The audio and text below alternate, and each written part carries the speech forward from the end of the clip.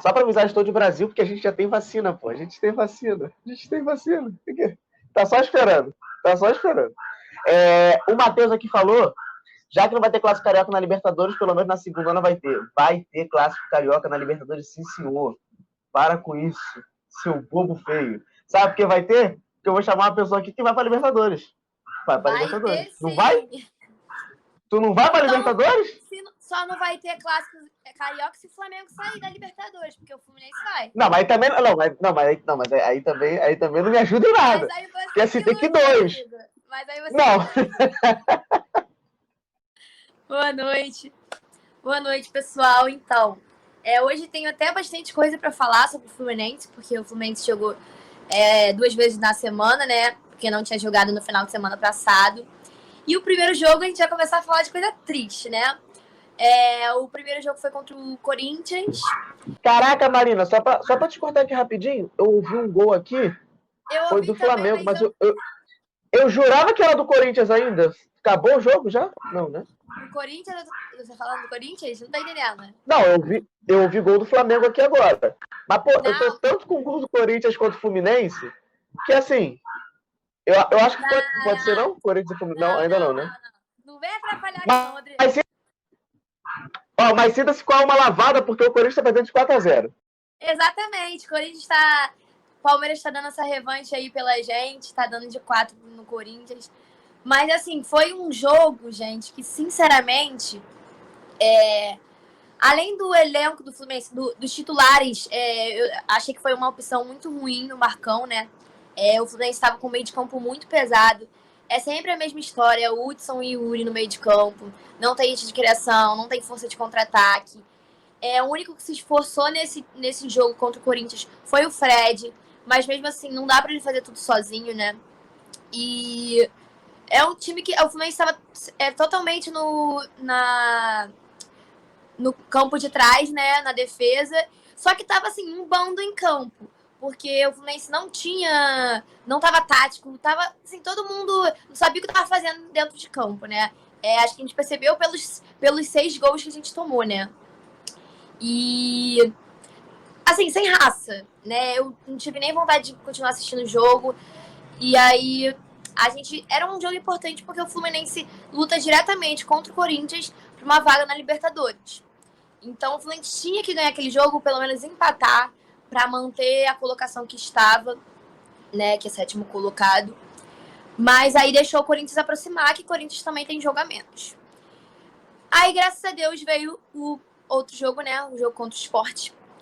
Que o Fluminense também não jogou bem, mas a escalação já me satisfez mais, né? O Fluminense entrou com o meio de campo mais novo, veio o Martinelli, que é o menino da base, Iago Felipe e Michel Araújo no meio de campo. Então, tava muito mais leve, muito mais dinâmica a criação que deu ao meio de campo essa formação. Eu acho que finalmente o Marcão entendeu que não estava dando certo. E o Luiz Henrique voltou, que é um ponto, assim, que é o melhor ponto que a gente tem, né? O Wellington Silva é um ponto com rapidez, mas ele é muito firula e perde muita bola. O Luiz Henrique, eu acho que ele tem uma visão de jogo melhor. E a gente entrou com o Luca também e Fred. O Luca numa ponta e o Fred centroavante, né? O Fred, que nesse jogo, pra mim também foi um dos melhores em campo, né? É um jogador que não joga mais do mesmo jeito que ele jogava na época que ele jogava no Fluminense em 2012, né? Ele não é aquele centroavante fixo. Ele volta muito mais. Eu acho que hoje em dia ele é um jogador que ele faz mais assistência, dá mais passe, busca mais a bola no meio de campo do que simplesmente é um finalizador. E isso é bom pro Fluminense, porque o Fluminense precisa muito de jogador assim, já que o meio de campo do Fluminense é muito defeituoso. A gente não tem um bom meio armador, né? E o Ganso, que normalmente também pode ser um meio armador, fez cirurgia, não podia jogar. Então foi um jogo que o Fluminense acabou ganhando, mas também foi um jogo difícil. O Fluminense não jogou por merecer, para ganhar. Um primeiro tempo que tanto o Sport quanto o Fluminense jogaram mal. Eu acho que não teve uma chance de gol no primeiro tempo, né? O Fluminense buscou no segundo tempo. Teve a expulsão do jogador do Sport, que tem a discussão se era para ser amarelo ou ser expulso, né? Mas aí ficou na interpretação do juiz. E teve o gol no lado do Fluminense, que simplesmente não era para ser anulado, né? Não teve falta nenhuma, o Lucas Claro não fez nenhuma falta no jogador.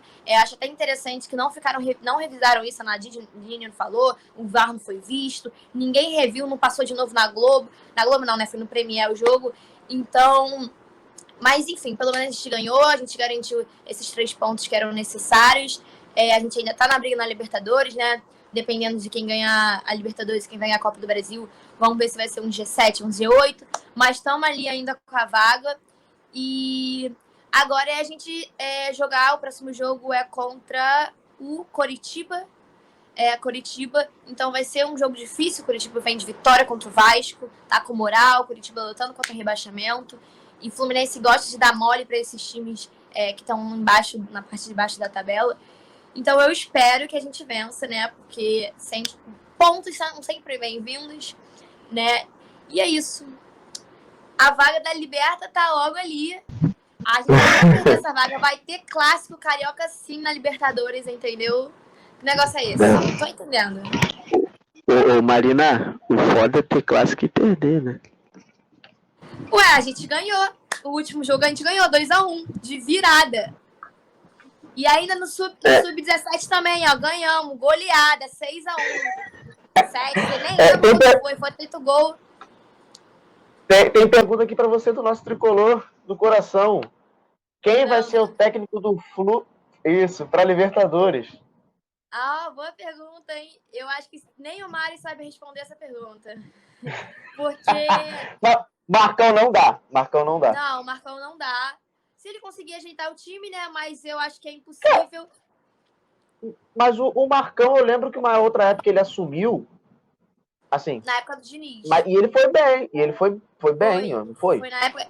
Assim, eu acredito que ele tenta manter o time do técnico anterior, né? Quando o Diniz caiu, ele entrou e ele conseguiu ir muito bem. Ele tava usando a tática do Diniz e o esquema praticamente que o Diniz fazia, ele fazia.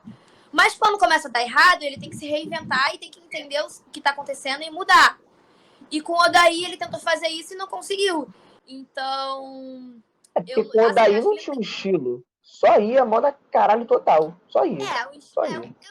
Não, era muito ofensivo, né? Mas eu acho que o Marcão conseguiu ser mais ofensivo ainda. E nem era um ofensivo bom, né? Não é nem um time que tem um sistema defensivo regular, que não deixa entrar a bola, não. Ele deixa os jogadores atrás no meio de campo, mas mesmo assim a gente toma a bola de tudo que é jeito. Então não adianta de nada, né?